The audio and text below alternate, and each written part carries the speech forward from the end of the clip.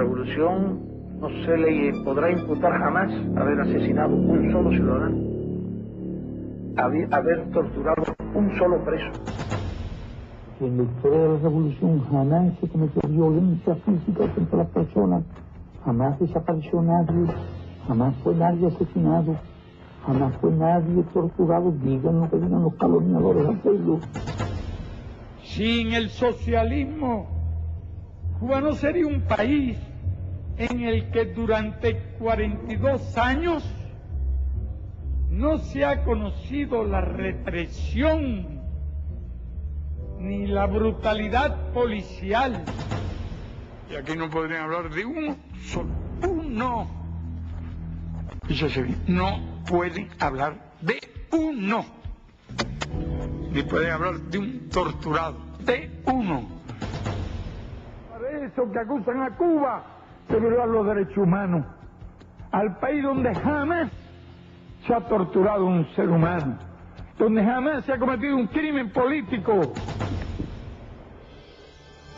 La Convención de las Naciones Unidas contra la Tortura y otros tratos o penas crueles, inhumanos o degradantes, define como tortura todo acto por el cual se inflija intencionalmente a una persona dolores o sufrimientos graves, ya sean físicos o mentales, con el fin de obtener de ella o de un tercero información o una confesión, de castigarla por un acto que haya cometido o se sospeche que ha cometido, o de intimidarla o coaccionarla.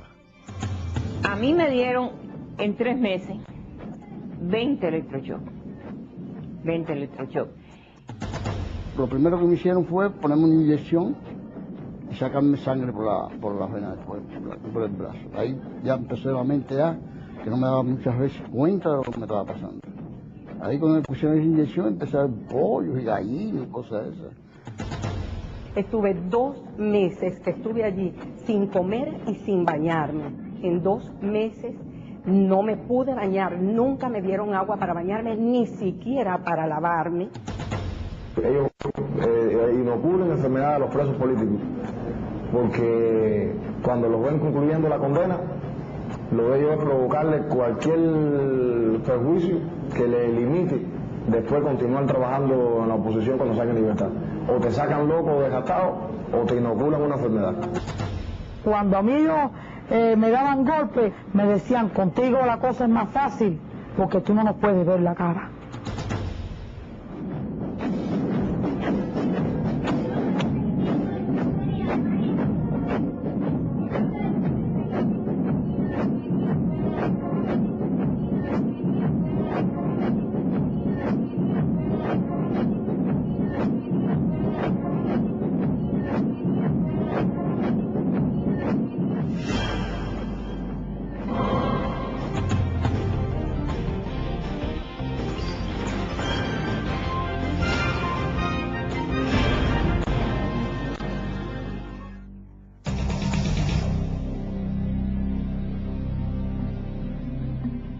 El régimen castrista, desde su llegada al poder en enero de 1959, instauró el terror como un método para perpetuarse en el poder. Miles de opositores a la naciente revolución cubana fueron ejecutados en los paredones de fusilamientos. Decenas de miles fueron detenidos, torturados y confinados en las cárceles castristas. A los 16 años de edad, en junio del año 1959, yo fui sepultado en vida. Fui llevado al castillo de Ataré y a una galera normal, como había muchos allí ya. 4 días después fui sacado de allí con 2 compañeros más, a los cuales no vi en 7 días, a partir del momento en que nos sacaron y nos metieron en gavetas. Esto es un orificio o una cavidad que tiene un fondo, o sea, una profundidad de largo. Yo calculo que entre 6,5 o 7 pies de profundidad, con una amplitud de, calculo yo, 2 a 4 pulgadas de márgenes después de mi cuerpo acostado, y una altura del doble, casi el doble de mi cuerpo, también acostado boca arriba. Imagínese usted una persona dentro de un féretro, con los pies estirados y los brazos estirado hacia los lados del cuerpo. En ocasiones, si se le cansaba, podía levantarlo y ponérselo encima del cuerpo, o sea, en la barriga, en las piernas, no más que eso. La cabeza no podía levantarla. Si levantaba la cabeza, tenía entonces el techo arriba, o sea, le daba el techo contra la cabeza. Para entrar allí había que entrar de espaldas. Ellos mandaban a uno que se metiera de espaldas y boca arriba. Y el piso, o sea, la superficie donde uno estaba acostado, tenía un desnivel, iba de menor a mayor. O sea, a medida que uno iba entrando, el cuerpo de uno se iba levantando un poco de la cintura hacia la cabeza. Y esta superficie estaba llena de unos minúsculos orificios, háganse la idea de un spring. Una vez allí, la puerta era una reja que cerraban por la parte de afuera con candado, por supuesto. Una vez allí acostado, abrían la llave y este sprint de agua comenzaba a correr de arriba hacia abajo. Como había un desnivel, el agua no se quedaba estancada. El agua corría desde el cuello hasta los pies y salía por la puerta de entrada, o sea, por la cavidad de entrada. En esos 7 días no recibí alimento de ningún tipo, no tomé agua, la sentía, pero no la veía, la sentía en mi cuerpo entumido ya por el frío del agua, pero no la veía ni podía comerla, ni podía tomarla, perdón. Y en ocasiones traté de meter mi mano por debajo del cuerpo para ver si podía coger, pero ¿qué pasa? Que era un orificio muy pequeño, el agua me estaba dando contra la espalda y no había manera que yo pudiera sacar con el puño de mi mano un poco de agua para beber. A mediados de 1960, comenzó el proceso insurreccional en la región montañosa del Escambray, al centro de la isla. Rápidamente el régimen desplegó una tenaz ofensiva en la que participaron más de 60.000 efectivos. Se entablaron los primeros combates. Se arrestaron a varios guerrilleros, los que fueron cruelmente torturados en búsqueda de información. Caí preso y me tuvieron 28 años en la cárcel, y cuando caí me torturaron ahí en una poseta abajo del Topecollante.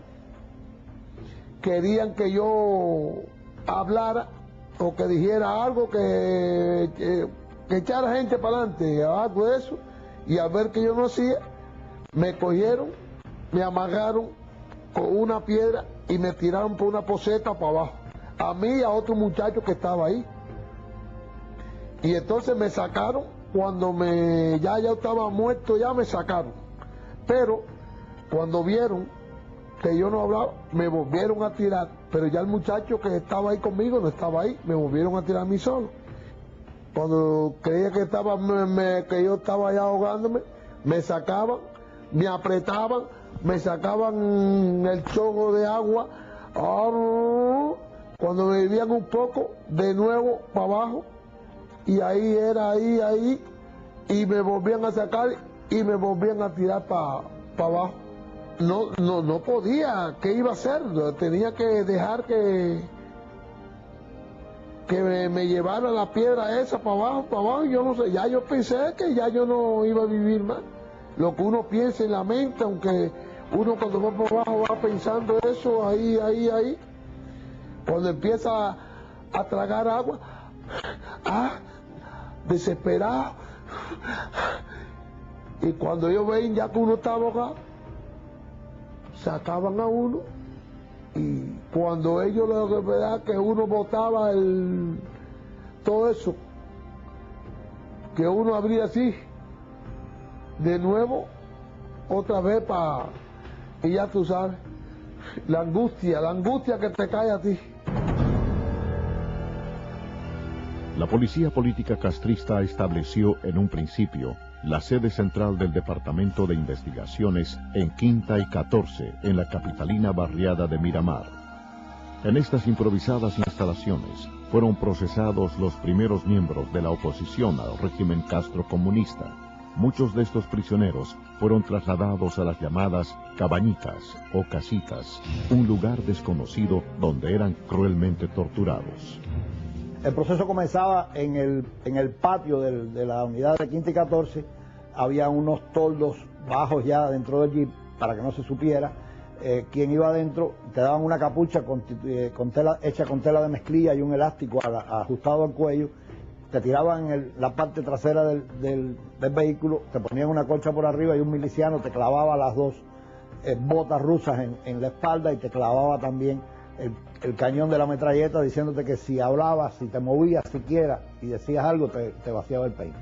Ese vehículo daba una serie de vueltas dentro del área, tratando de despistarte para que no supiera dónde te iban a conducir, y también para evitar quizá que estuviera alguien siguiendo el vehículo y pudiera averiguar algo sobre el lugar de destino.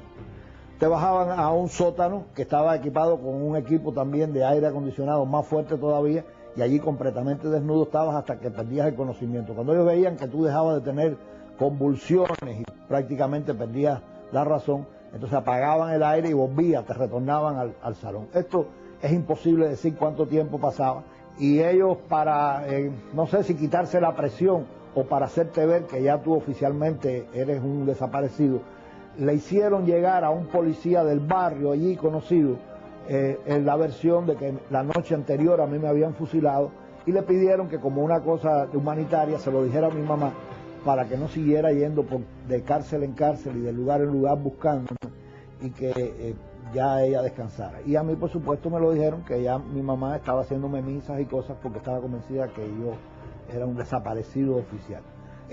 Durante este periodo, cuando tú te resistías a confesar, te llevaban a los lugares predilectos que ellos tenían, porque tenían una selección de lugares. Había una piscina donde te llevaban, por supuesto siempre con la capucha puesta, y en esa piscina tenían una bolsa grande de lona donde te introducían, la cerraban y te tiraban a la piscina. Cuando suponía que tú estabas ya medio ahogado, te faltaba el aire, pues te sacaban, te decían, vas a confesar, y si decías que no, volvías para el agua. Es imposible saber cuántas personas murieron en estos ensayos, porque no había una forma segura de saber cuál era el estado tuyo y cuánto habías respirado. Cuando ya ellos tuvieron lo que necesitaban de la causa, o pasó el tiempo que ellos habían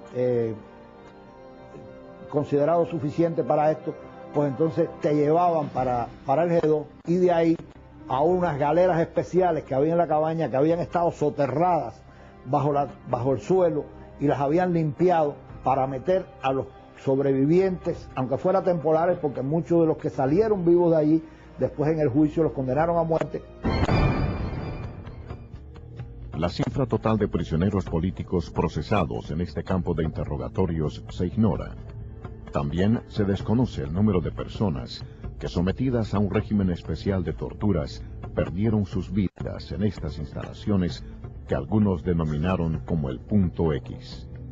Caí preso en el año 1961, en el Quinti 14, de ahí me trasladaron para un lugar que dicen la 63. La naciente dictadura castrista traslada la sede del Departamento de Investigaciones a Villa Maristas, antiguo complejo educacional religioso, adaptando dichas instalaciones para interrogar a los opositores políticos, empleando métodos de torturas.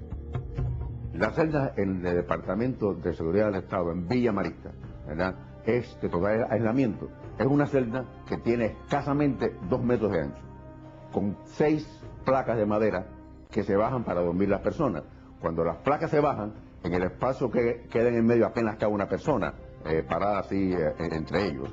Esta celda se encuentra al final, tiene solamente 2 rendijas, así en forma diagonal, que no se ve nada para afuera. Y en la parte delantera es una reja, es una puerta de hierro, que tiene sencillamente arriba un pequeño espacio con un foquito, nada más que nunca se apaga, por lo cual uno nunca sabe la hora en que se encuentra, el día en que se encuentra. Tiene un astillero donde los jueces vienen y le dan a uno la comida. Uno no sabe cuándo se la dan, si era la hora de comer, si era la hora de almorzar, no sabe cuándo. Para uno ir a sus necesidades, en la parte pegada a la puerta, hay un espacio en que tiene lo que le llaman los servicios turcos, un hueco para hacer sus necesidades, defecar u orinar, y ahí mismo una pila que está como a un pie de ese hueco sanitario, donde tiene que tomar el agua uno cuando el agua viene, y una ducha cuando el agua de vez en cuando puede venir. Ahí te desaparecen la familia no sabe dónde te encuentras, estás desaparecido hasta el tiempo que ellos entienden que te pueden darle a la familia el lugar en que tú te encuentras, y una visita tan pequeña como de unos minutos en lo que el interrogador no permite que hable más nada de cómo se encuentra uno y está escuchándolo todo. Cuando, por ejemplo, no podían sacarme la confesión de que ellos querían de un documento que habíamos publicado, en que había unos cuantos intelectuales escribiendo cosas en contra del régimen, pues en una de las sesiones pues prendieron a mi padre, y me dijo el individuo que mi padre lo habían detenido porque yo no confesaba lo que ellos querían. Ahí tuvimos un altercado que por nada nos vamos a las manos los dos. No pudieron conseguirlo, pues entonces en esos casos, cuando uno tiene rebeldía para la confesión, se producen, hacen varias cosas, entre ellos, pues el caso que yo conozco en mi persona, te sacaban de esta celda y te ponían otra celda. Esa otra celda era una celda congelada, en que tú estabas, no tenías con qué taparte, el mono que te daban es apenas te cubría el cuerpo, y ahí estaba en ese tiempo, toda esa noche, el tiempo que yo quisiera, con un frío horrendo, donde realmente era insoportable aguantarlo, ¿verdad? Y eso era el cambio entre las otras cosas que te hacían para sacarte la confesión. Cientos de opositores cubanos fueron y son actualmente interrogados y torturados en las instalaciones de Villa Maristas y en otras similares diseminadas por toda la isla. El día 10 de diciembre de 1962 fui interceptada en una calle de La Habana por 4 personas que se identificaron conmigo como de seguridad del Estado. Me levantaron casi en vilo, me metieron a empujones en un carro y me llevaron hacia Villa Marista. Los interrogatorios eran en una habitación muy pequeña, se metían allí 4 hombres y yo sentada contra la pared y aquellos hombres todos así con sus piernas hacia afuera, porque parece que ellos querían conquistar como mujer, y se insinuaban. Cuando vieron que mi posición era radical con ellos, pues me empezaron a decir que si yo no hablaba, decía lo que quería, pues ellos me iban a decir el sentimiento de ellos. Me dijeron que las mujeres como yo, a esa edad, que hacían contrarrevolución eran porque eran putas, así con 4 palabras, por lo que me metieron en una celda tapiada totalmente, y lo que había allí por baño era un solo hueco allí en el piso. Fue para mí desastroso eso, porque como yo era una mujer tan joven, apenas 20 años, como toda mujer tenía mi menstruación para entonces. Pedí que me llevaran a un baño, no me abrieron nunca la puerta, nunca pude cambiarme, sino simplemente aquello fue muy desagradable para mí en esas condiciones de mujer, sentada, agachada en aquel hueco por donde salían ratas y donde salían cucarachas. Eran días de frío y no me trajeron nada con qué taparme. El frío era terrible y solamente tenía para taparme la misma saya que yo tenía, me la ponía así, doblaba las piernas. Así estuve 2 meses que estuve allí sin comer y sin bañarme. En 2 meses no me pude bañar, nunca me dieron agua para bañarme, ni siquiera para lavarme mis partes femeninas, mis partes íntimas. Nunca pude bañarme porque no lo hacían. No me daban comida porque vuelvo y repito, cuando me la daban me sacaban a un interrogatorio y no comí en todo ese tiempo. Me puse a cantar, que a mí me gusta cantar mucho, y me puse a cantar para yo no volverme loca, porque yo sabía que aquello era muy fuerte. Y empecé a cantar, la cama litera parece que estaba muy pegada al techo, y los movimientos míos eran dar al techo, y siempre sentía más satisfacción cuando yo saltaba y me daba en la cabeza. Entonces llegó un momento en que yo misma me dominé y yo dije, me estoy volviendo loca, esto no puede ser. En la historia de la revolución jamás se cometió violencia física contra las personas, jamás desapareció nadie, jamás fue nadie asesinado, jamás fue nadie torturado. Digan lo que digan los calumniadores al pueblo. El régimen, durante las casi 5 décadas en el poder, ha empleado diferentes fármacos como instrumentos de torturas. decenas de prisioneros políticos han sufrido los efectos de medicamentos usados con fines de producir procesos hipnóticos y de esa forma obtener informaciones. Me trasladaron directamente a Villa Marista. Desde que llegué a Villa Marista, pues me dieron un papel para que lo llenara y me pusieron en un lugar muy frío, muy frío. No pude escribir nada por el frío que había. En cada 5 minutos me sacaron 2 o 3 veces. La segunda vez ya me comunicaron por 18 días. En esos 18 días estaba en una celda que yo no sabía si era de noche o de día. Uno de estos momentos, no sé, por la noche, por el día, ellos vinieron y me pusieron pentotal sódico. Yo tenía conocimiento ya más o menos lo que hacía el pentotal sódico. Cuando me pusieron eso, parece que me afectó la vía respiratoria, porque eso deprime el sistema nervioso central, deprime también la respiración y me cerró un poco la glotis. Como yo estaba en una tapiada, yo empecé a darle golpe a la ventanita pequeña esa que estaba, porque me ahogaba, me faltaba el aire. Y entonces cuando abrieron la ventana yo tiré las manos para afuera ahí porque no podía, me estaba cayendo. Entonces abrieron la puerta y caí en medio de un pasillo ahí como si fuera un animal. Entonces me arrastraron, vino un enfermero, se llamaba David, y entonces me estuvo reconociendo ahí en el piso y así mismo me arrastraron y me metieron para adentro así sin mirar más. Cuando estaba tirado en esa camilla, pues vinieron como 3 oficiales, que recuerde yo, a lo mejor fue parte de la parte hipnótica, porque esto tiene productos hipnóticos, un barbitúrico, y estaban frente a mí y decían, sí, él es. No sé en qué momento, más tarde me sacaron de allí, a patadas, empujones, ya que eran unos pasillos oscuros, yo no veía nada, por el suelo me rodaban, me llevaban rodando por el suelo, empujándome, dándome golpes, y cuando llegué al lugar de interrogatorio estaban 3 personas, Jorge Leve Apiere, era el interrogador principal. Desde que llegué, cogió y me tiró contra una silla, me dijo, asesino, mataste una vieja, mataste un niño, una escuela, una bomba. Y dije, pero yo no sabía ni qué me estaba hablando porque sabía que todo eso era mentira. Pero así todo, yo estaba confuso porque la mente mía no me daba. Y entonces me empezaron a dar golpes, me tiraron contra el piso, en el piso me patearon y así se cansaron de maltratarme ahí en el piso. Entonces yo me quedé en el piso porque ya me quedaba, yo oía, yo estaba algo consciente de lo que estaban hablando. Pero entonces llamaron al enfermero, parece que yo tenía la presión baja o algo de eso, me reconoció y dijo, déjenlo ya. El Presidio Modelo o Reclusorio Nacional para Hombres de la Isla de Pinos fue el penal escogido por el régimen castrista para confinar desde el propio año 1959 a los prisioneros políticos cubanos. Más de 5.000 hombres fueron encarcelados en las 4 circulares y los edificios que conformaban el penal. Tal vez 2 meses después de la invasión de Bahía de Cochino, fue que se dinamitó la isla, se pusieron las 24.000 libras de trinito tolueno en las 4 circulares, las cuales tenían en aquel momento, más los pabellones y otras áreas, alrededor de 5 o 6.000 prisioneros políticos. Con esto se perseguía, pues, el de que si había algún otro intento como el de Bahía de Cochinos, eliminar en forma colectiva a una oposición es, si no un genocidio, el intento de aplastar en una forma brutal desde el punto de vista psicológico a un grupo de hombres que solamente estaban allí por defender el derecho de pensar, de opinar y de creer.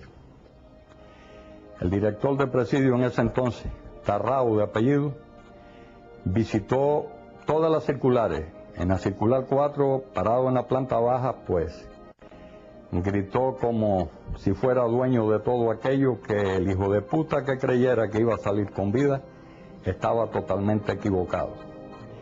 Después de hacer varias consultas con gente entendida en materia de explosivos, llegaron a la conclusión de que si las 24.000 libras de trinito tolueno que estaban en los 4 edificios detonaban, más el material bélico que por simpatía lo haría, la isla se convertiría en un cráter y la onda expansiva afectaría a La Habana. Esto pues produjo un sinnúmero de desajustes psíquicos, intentos de suicidio, el dormir, el comer, y aún hoy en día queda secuela en nuestras mentes, en nuestros recuerdos no se borra el haber estado durmiendo tanto tiempo sobre un colchón de explosivos en las manos de un maniático como lo es el dictador de Cuba, Fidel Castro. En junio de 1964, el régimen castrista instauró el Plan de Trabajo Forzado Camilo Cienfuegos. más de 5.000 prisioneros políticos confinados en el reclusorio nacional de Isla de Pinos fueron obligados a laborar en condiciones infrahumanas durante 14 horas diarias, 6 días a la semana. Cuando nos mandaron a trabajar, no quisimos trabajar en ese momento. Mandaron a buscar al presidio 3 refuerzos militares para obligarnos y regresaron 3 camiones atestados de guardias bien armados con bayonetas caladas. Todos ellos ya venían planeados, hicieron una fila por ambos lados, que nosotros le decimos esa fila, cuando un guardia se mira al otro, el túnel del amor. Cada 48 pulgadas, 4 pies, un guardia, frente a frente. Por ahí mismo nos dijeron que nos condujéramos, empezaron las patadas, los culatazos, y saltamos la cerca y rápidamente nos sumergíamos en un agua espesa y negra. Ya nos empezamos a dar cuenta que estábamos en la famosa Mojonera, la laguna de saneamiento o de aguas albañales, que es lo que se hacía antes para cuando había un gran conglomerado y no había alcantarillado ni otras cosas donde botar toda esa serie de aguas usadas. Y esa laguna se había hecho cuando se construyó el presidio en el 1928. Tenía, cuando nosotros llegamos allí, 30 y pico de años de uso, de concentración de excrementos, de aguas negras y de bacterias añejas en su contenido. Bueno, en esas condiciones de bayonetazos, de ofensas, la ofensa era la más grande que se nos podían decir.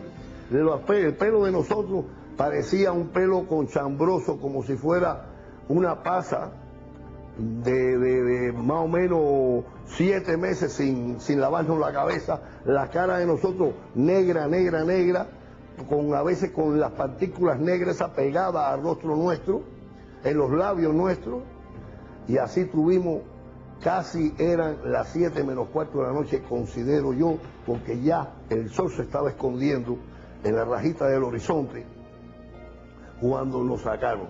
A la circular llegamos de noche ya llegamos a la circular, y me recuerdo que cuando nosotros llegamos se corrían, que dónde estábamos nosotros, nada más que entramos, corrieron todo el mundo, pero no sabían cuál había sido el destino. Y del lado mío había uno, que eso sí me recuerdo, y me emociona, que fue a socorrer al amigo, y el amigo le dijo: no me toques, échate para atrás, échate para atrás, que huelo a fosa, abajo de fosa.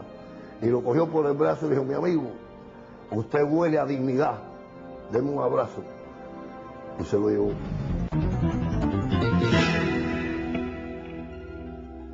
En marzo de 1967, la dictadura decide trasladar a los miles de prisioneros políticos que se encontraban en el reclusorio nacional de Isla de Pinos y confinarlos en decenas de nuevas prisiones que habían sido construidas a lo largo y ancho de la isla.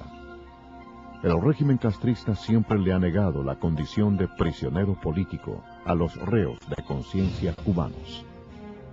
Fuimos trasladados de Isla de Pinos a las distintas provincias, y a mí me tocó ir hacia Huica, próximo a mi pueblo, prisión que íbamos a estrenar. Nunca nadie había estado en ella. Al llegar fuimos obligados a quitarnos los uniformes amarillos para poner los uniformes azules de los presos comunes. Un grupo de nosotros se negó a aceptar ese tipo de medidas, y entró en función un grupo de yocas del Ministerio del Interior para poner en práctica para lo que habían sido entrenados. Nos agarraron, nos maniataron pie y mano a la espalda, como se amarra a los cerdos para inmovilizarlos, y nos tiraron a los baños. De ahí, 3 horas después, nos llevaron a las celdas de castigo. Fundamentalmente a las 19 y la 20, que eran cajones de concreto, de 6 pies de ancho por 5 pies de largo, por 5 o 8 de altos. O sea, yo no cabía de pie allí. Fuimos hacinados 12 por celda. Ya comprenderán que siendo hermética con una plancha en la puerta, pues respirar era prácticamente imposible. Allí permanecimos por 3 días, al cabo de los cuales quedé solo en la celda 20. En esa celda 20 permanecí durante los próximos 6 meses, o sea, medio año, trancado, solo, totalmente desnudo, sin medias, sin calzoncillos, sin nada. Los 2 y medio meses primero no me permitieron bañarme, no tenía dónde tampoco. Y tenía que tomar agua del tubo que descargaba directamente sobre el baño turco, que es un hueco que hay en el suelo. Venían una vez al mes y me rapaban la cabeza. Sin embargo, no me cortaban ni la patilla ni el bigote, para que tuviera que tener patilla y bigote como si fuera un rebelde, entre comillas, comunista. Esta aventura en aquella celda culminó cuando un grupo de guardias vinieron a tratar de que aceptara la ropa azul de todas las formas y a negarme. Pues comenzaron a golpearme. Afortunadamente me dieron con un candado chino en la punta de una cadena en la cabeza y perdí la conciencia, no sentí el resto. Desperté en la dirección del penal, como es lógico, vestido de azul y amarrado los pies y las manos a la espalda.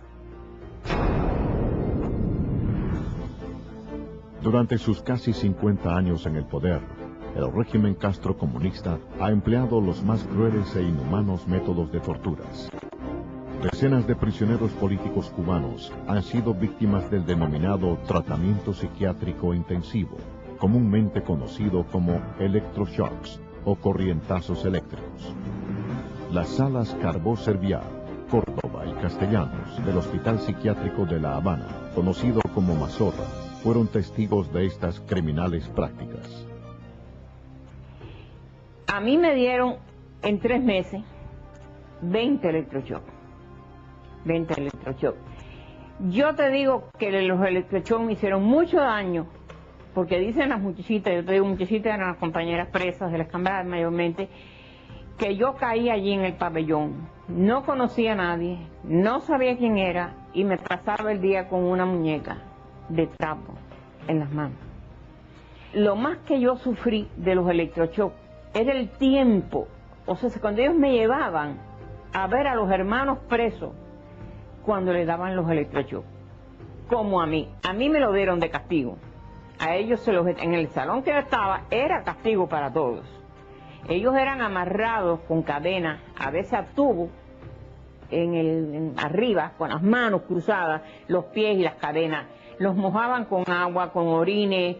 Entonces, al aplicarle los electrodos, era mucho más fuerte. Entonces, esa tortura de oír esos gritos, porque se grita, yo tengo que haber gritado también, se grita. Y esas luces, yo creo que a mí me hicieron mucho más daño que los mismos electroshocks que me dieron a mí.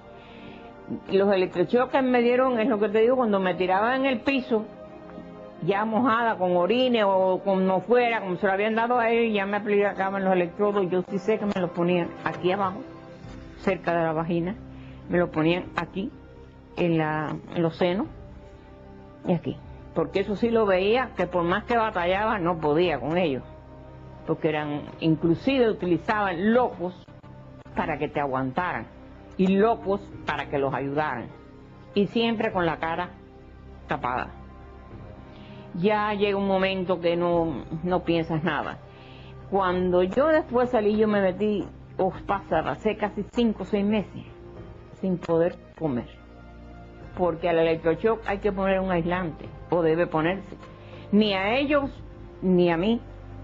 Entonces la lengua mía, la boca mía, dicen ellas que estaba destrozada.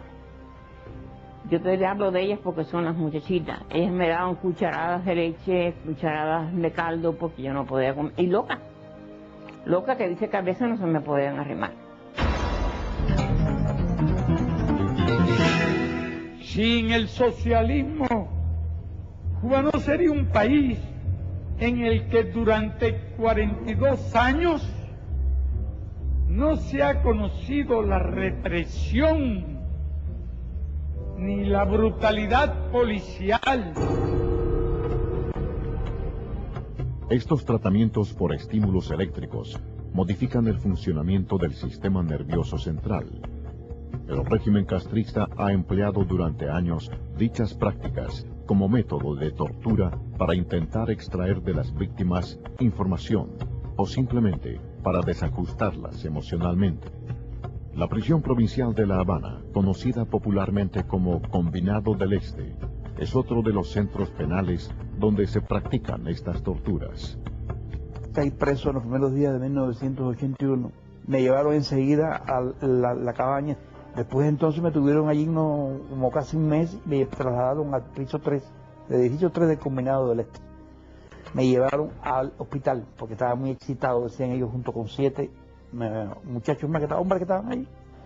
Estando en el hospital, dice una psicóloga, la psiquiatra no había llegado, que estaban esperándola, vendría en una semana o 2, que era conveniente para tranquilizarme, darme electroshock, porque el electroshock me iba a poner tranquilito. Ese mismo día hicieron así, me pusieron en una fila, éramos 7, en una colchoneta en el piso. Los electroshocks, me dijo un médico que los hay el estímulo suave y fuerte. No sé si me dieron el fuerte, me parece que sí, porque yo quedé, en cuanto empezaron a darme un día sí, un día no, esos electroshocks, que yo no recuerdo ni el electrocardiograma, no sé si me lo dieron porque la memoria se me ha ido un poco de esa época, pero recuerdo que me acostaban, me ponían unos electrodos en la cabeza y en el momento que lo ponían decía muerde. Entonces, o sea, que no era con anestesia, era sin anestesia. Y esa colchoneta estaba toda meada, corregida, horrible. Porque eso, a veces cuando te dan el electro, te orinas, te va, lo esfínter.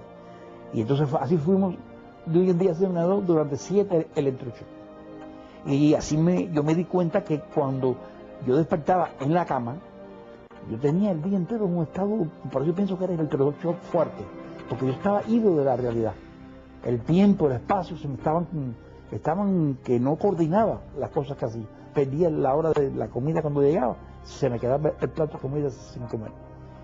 Me he quedado con una cosa que todavía yo tengo, que es que me despierto con un estado de angustia y no tengo reconocimiento de mi identidad. Fue a partir de esos electroshocks que ahí me dieron. O sea, no me conozco, sea los pocos segundos que soy un ser humano y que soy yo. Pero el nombre es el que no me viene, ni el nombre ni el lugar en que estoy, hasta que me doy cuenta que estoy en mi casa. Y que desperté y que voy a iniciar un nuevo día.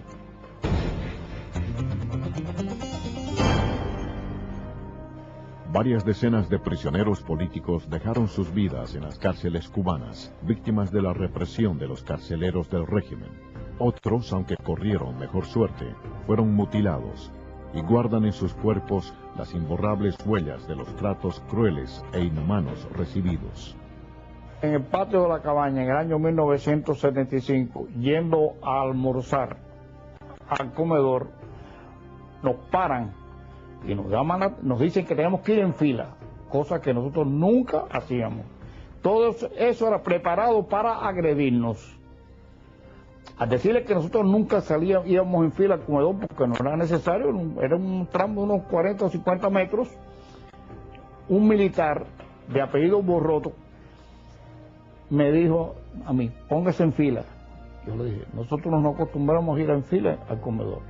Eso fue lo único palabra que me dieron entre él y yo. En ese momento yo lo miro porque se me queda frente a mí y coge el machete, un machete que tenía en la mano, porque ya ellos venían preparados para darnos. Y en ese momento nos empiezan a dar planazos a todos, por la espalda y por donde. Y cuando yo veo a este militar que viene hacia mí, me está dando planazos por la espalda, pero no cuando viene de frente, yo me doy cuenta que quiere atacarme. Y cuando yo lo miro, coge el machete, me mete un machetazo, yo me protejo porque me tira el machetazo por el cuello, porque me tira por aquí arriba, le pongo la mano así y me tumbó ese dedo que yo no me di cuenta porque era tan rápido el machetazo que yo no me di cuenta de que había perdido un dedo. Entonces, al ver yo que me tiró un machetazo, me iba a tirar el segundo, me protegí la cabeza y entonces me dio otro machetazo por aquí, por esta mano, que me la ha dejado así. Esa mano yo no puedo cerrar los dedos del machetazo que me dio. Y esta otra, se perdió el dedo y este dedo ha quedado en estas condiciones.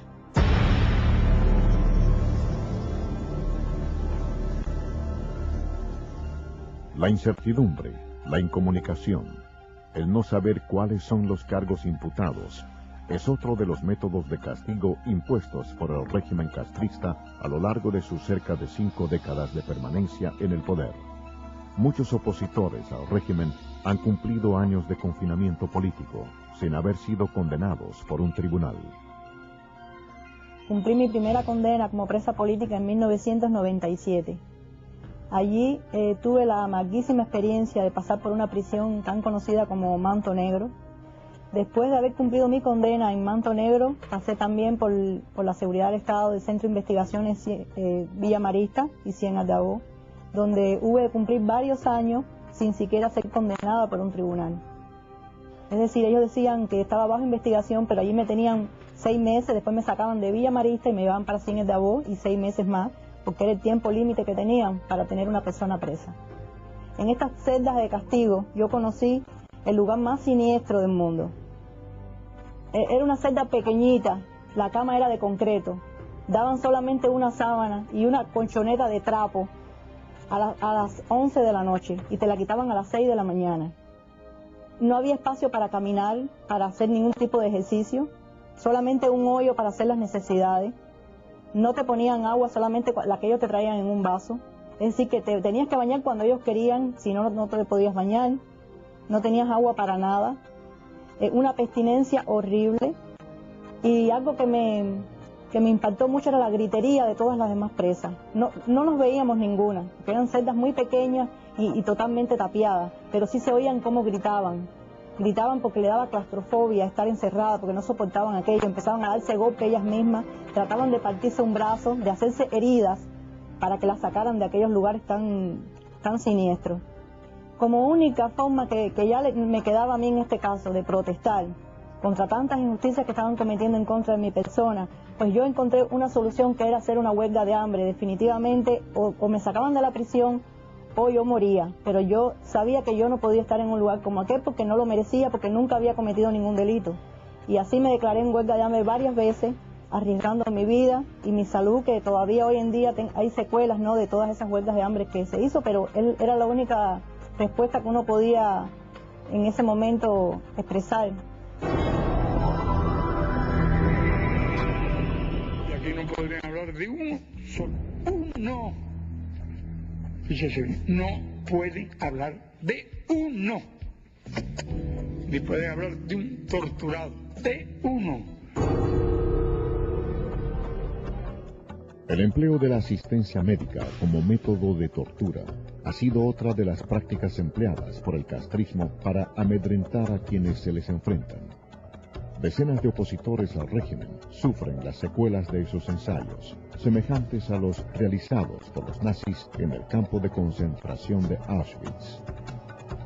Una vez en Villa Marista, donde me comienzan los dolores de la columna, el instructor que me estaba asistiendo en ese momento, llamado Ariel Roja, capitán, es el que me informa que voy a ser trasladado a la sala de la seguridad del Estado, lo que es la parte del hospital, para que allí me ofrezcan asistencia médica. Una vez llegado a ese lugar, se entrevista conmigo un coronel, doctor, que se identifica como neurólogo, el cual me informa de que se me va a hacer una introducción de una sustancia química en mi columna vertebral que servirá como contraste para poder apreciar a través de ese contraste cuál es la causa de esos dolores por los cuales yo estoy atravesando. Realmente yo siempre dudé y siempre le temí, me aterrorizaba la idea de que de caer en las manos de los médicos, porque era una forma fácil de ser vulnerable, yo me convertía en un blanco fácil, pero estaba en una disyuntiva: o continuaba con esa crisis de dolor o me decidía a recibir la supuesta asistencia médica. Ahí fue mi decisión, en la que yo acepto y me hacen ese tipo de tratamiento, y muy pronto, ya a las 72 horas, yo comencé a sentir los efectos de esa introducción de esa sustancia a través del canal medular. Empecé a sentir dolores incesantes, mucho más agudos de los que tenía anteriormente, y ya no solamente en la zona de la columna, sino que en la zona de la cabeza. Toda esa sustancia se alojó en el canal medular, actualmente aparece. Toda esa sustancia se me alojó en la zona del cráneo. Tengo toda esa sustancia calcificada en mi cráneo. Desde ese entonces pude apreciar categóricamente que esa sustancia o la asistencia que me ofrecieron en ese lugar fue la causante de haberme trastornado el sueño hasta el presente.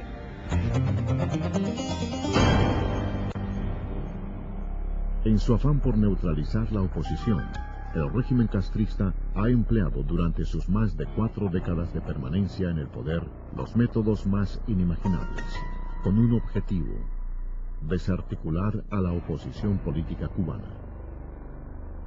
Y a mi esposo le dio un infarto. Lo llevamos para el hospital militar, que era el hospital más cerca que... Pasados 5 minutos, sale el médico y me dice que mi esposo había fallecido y que necesitaba que yo le diera unos datos. Estaba haciendo el certificado de defunción, pero yo miro así y veo a mi esposo tirado en una camilla y corro para allá. Pero cuando yo lo levanto me doy cuenta de que estaba con vida. Entonces empecé a pedirle ayuda al médico. Empecé a pedirle ayuda y ayuda y ayuda. Tuve que decir una grosería, gritado, y decirle que no estaban contando ni tuerca ni tornillo, que estaban trabajando con seres humanos. Y llegó hasta donde estaba él y se dio cuenta efectivamente que estaba con vida, que era innegable. Entonces me separó y me dijo que saliera. Le dieron reanimación, efectivamente estaba con vida. Pero tuvo una anoxia cerebral que lo llevó a un coma irreversible. Ahí duró 17 días. Yo no puedo decir, porque no tengo la prueba de que lo dejaron morir. Pero sí tengo eso por dentro, de por estar yo en contra del sistema, que no le hayan prestado la atención que se merecía.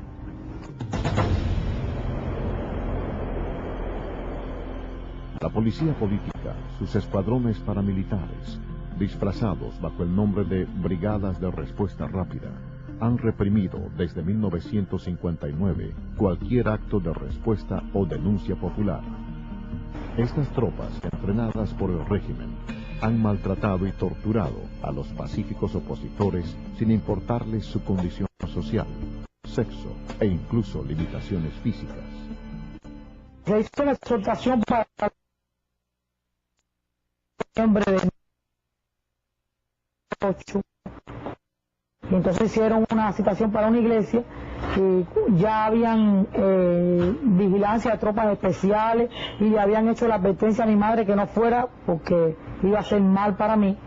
Y yo fui, me detuvieron en la parada de huevos, me llevaron a la unidad de la María Luisa, y cuando varias veces traté de levantarme porque me tiraron al suelo, me agarraron así mientras me llevaban para allí para que yo no gritara abajo.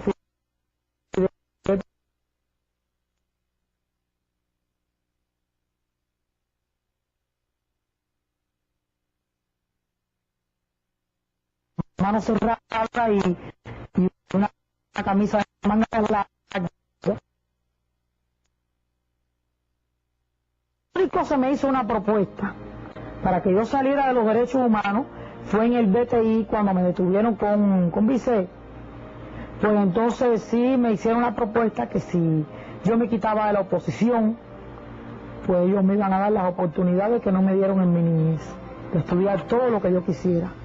Y yo dije que cuando yo daba un paso hacia adelante, no daba ninguno hacia atrás, que ya era demasiado tarde, porque los malos tratos ya estaban hechos y eran una cosa imborrable en mi vida.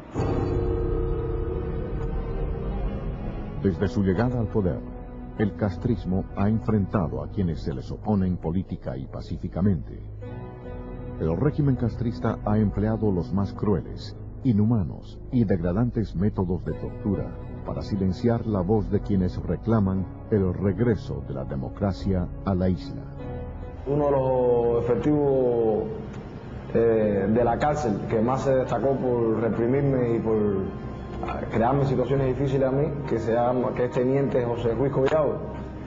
Él en una ocasión manifestó públicamente y abiertamente que si yo lograba salir en libertad, salía con tuberculosis. Ellos inoculan enfermedades a los presos políticos, porque cuando los ven concluyendo la condena, lo de ellos es provocarle cualquier perjuicio que le limite después continuar trabajando en la oposición cuando salgan en libertad. O te sacan loco o desgastado, o te inoculan una enfermedad. 2 o 3 meses antes de yo salir en libertad, me hice análisis en la prisión de puto, me hice análisis de sangre, entre otros análisis, todos dieron negativo. Cuando salí en libertad, me hice análisis en el policlínico de mi municipio, en Camajuaní, y entonces me hice una placa también, y entonces la placa dio una lesión en el pulmón izquierdo, y el médico que me atendió de una forma que no es ética como un médico, porque me dijo que cuando miró la placa me dijo así mismo literalmente: coño, mi negro, qué fatal te pusiste, acabó de salir en libertad y se te olvidaron los carnavales de Camajuaní, porque esto que veo en la placa, si no es cáncer, es tuberculosis. Y entonces a partir de ahí me hice unos cuantos análisis y dio tuberculosis en codificación número 3. Este es el uniforme carcelario en Cuba, y el que fue entregado también en el invierno más crudo de Cuba, en el invierno del 2000. Esta es la camisa sin manga, sin cuello, todo el uniforme carcelario, entregado en el invierno más crudo del 2000, y con esta misma tela se produce en la caja de muertos en Cuba. Así que el mensaje que recibe tu subconsciente es que estás en un lugar que va camino a la muerte. De eso que acusan a Cuba de violar los derechos humanos, al país donde jamás se ha torturado un ser humano, donde jamás se ha cometido un crimen político. Miles de hombres y mujeres han muerto víctimas de la represión del régimen. 41 personas, muchas de ellas menores de edad, fueron asesinadas en la madrugada del 13 de julio de 1994, cuando tratando de escapar de la isla en un viejo remolcador, fueron embestidos por embarcaciones castristas frente a las costas de La Habana. En ningún momento me dijeron que nos paráramos, ni nada. Y ellos lo que hicieron fue echarnos agua. Entonces llega un momento en que ya vemos que nosotros no podemos seguir, porque entonces sí iba a ser fatal, y paramos, porque ya el agua estaba entrando. Entonces paramos y se lo dijimos: mira, nosotros viramos para atrás, nosotros vamos a virar para atrás, ya estamos parados, y ellos nos vieron parados y todo. Y le decíamos que no nos hiciera daño, que llevábamos niños ahí, le enseñábamos a los niños que seguían echando agua. Entonces después vinieron 2 más, como a 7 niños allá, y se pusieron uno por cada lado, uno va al frente, otro atrás, y entonces de atrás se subió arriba del barco, y ahí fue donde le dio el golpe por el lado y lo viró. Y todos nos hundimos, y el barco se hundió inmediatamente, pero los que estábamos afuera tratamos de subir, estaba muy profundo también. Yo llevaba al niño mío, llevaba aguantado, y yo no lo solté. Entonces yo subí, pero yo no sé nadar ni nada de eso. Entonces subí, pero volvía de nuevo para abajo. Entonces cuando subo, hay una mujer que estaba flotando al lado mío, y me aguanté de ella y cargo al niño. Y entonces había mucho oleaje. Entonces